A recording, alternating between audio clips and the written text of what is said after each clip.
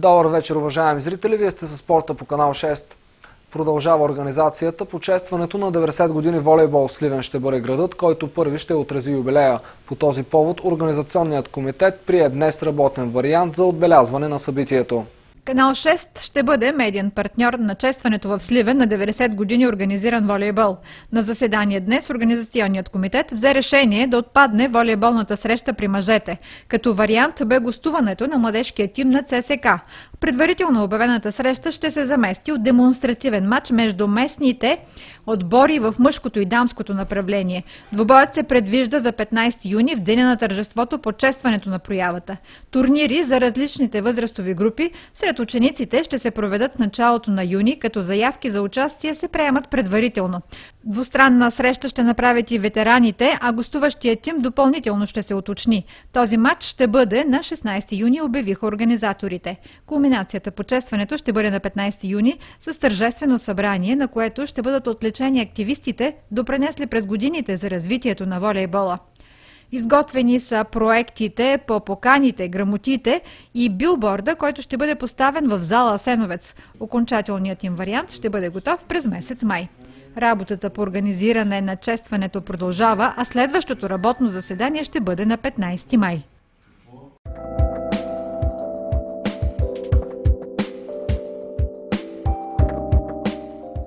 В 6 дни Сливен ще приеме тенисисти във възраст 14 години. Турнирът ще бъде от събота 14 април и ще продължи до 18 април. Срещите ще се играят на кортовете спортен комплекс Хаджи Димитър.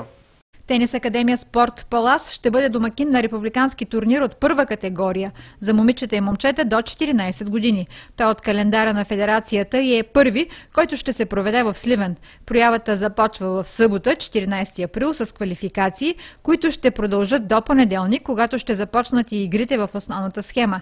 Тя ще бъде от 24 тенисисти, като все още не се знае колко ще играят квалификации. Проявата съвпада с великденските празници, но домакините очакват достатъчно тенисисти. Тенис Академия Спорт Палас ще се включи с двама представители – Димитър Димитров и Мира Чанева, като очакванията са да достигнат до финалите. Треньорът Анатолий Пеев поясни. Турнирът е от веригата на Федерацията по тенис, първи до 14 години в Сливен, който ще се провежда. Основната схема от 24 човека. Квалификации все още не знаем колко ще бъдат. За момчета и момичета съвпада с Великден, обаче участници очакваме доста да дойдат.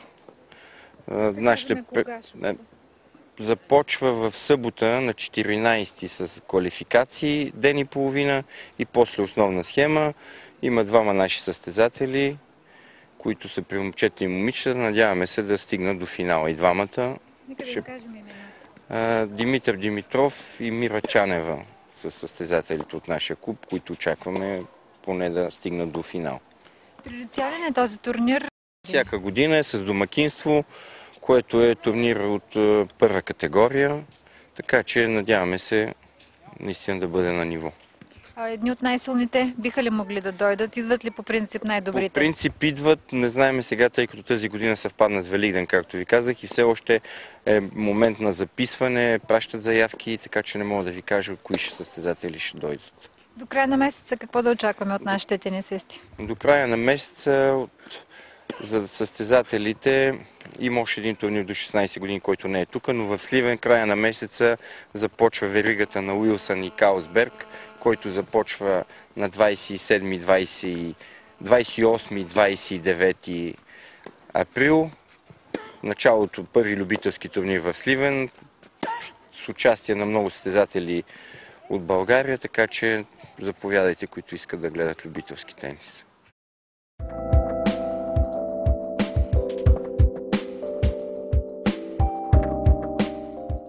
Волейболният клуб Сливен остана трети в предварителната група от регионалния турнир Странджа за момичета в заключителната фаза от проявата. Домакините играха за петото място. Отборът на Казанлък спечели първото място в регион Странджа от турнира по волейбол за момичета до 13 години. На финала миналогодишните шампионки надиграха тима на Чирпан с 2-1 гейма. Тези два състава продължават напред в следващия етап от волейболната надпревара – зоните. Заключителният регионален турнир се проведе в 2 дни в спортна зала Асеновец, а домакин бе волейболен клуб Сливен. Възпитаничките на треньора Живко Желязков записаха 2 загуби в предварителната група Б и силите им достигнаха до 5-то място в крайното класиране. В първи двубой от програмата волейболен клуб Сливен отстъпи на връстничките си от Ямбол с 2-1 гейма.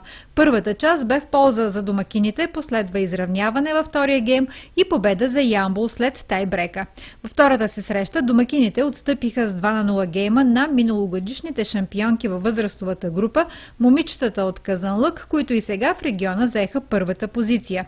В турнира участваха общо 7 отбора, разпределени в 2 предварителни групи. В А група на регион Странджа играха един срещу друг тимовете на Царево, Средец, Чирпан и Любимец. Във втората група попаднаха домакините от Сливен, както и съставите на Ямбол и Казанлък. Междувременно вице-президентът на Българската федерация по волейбол Петър Кънев направи дарение на волейболен клуб Тунджа Ямбол. Кънев изгледа част от тренировката на девойките младша възраст, които бяха домакини на регионално първенство за тази възраст. В обращението си към младите състезателки, представителят на федерацията заяви, че разчита на тяхното старание и всеотдайност.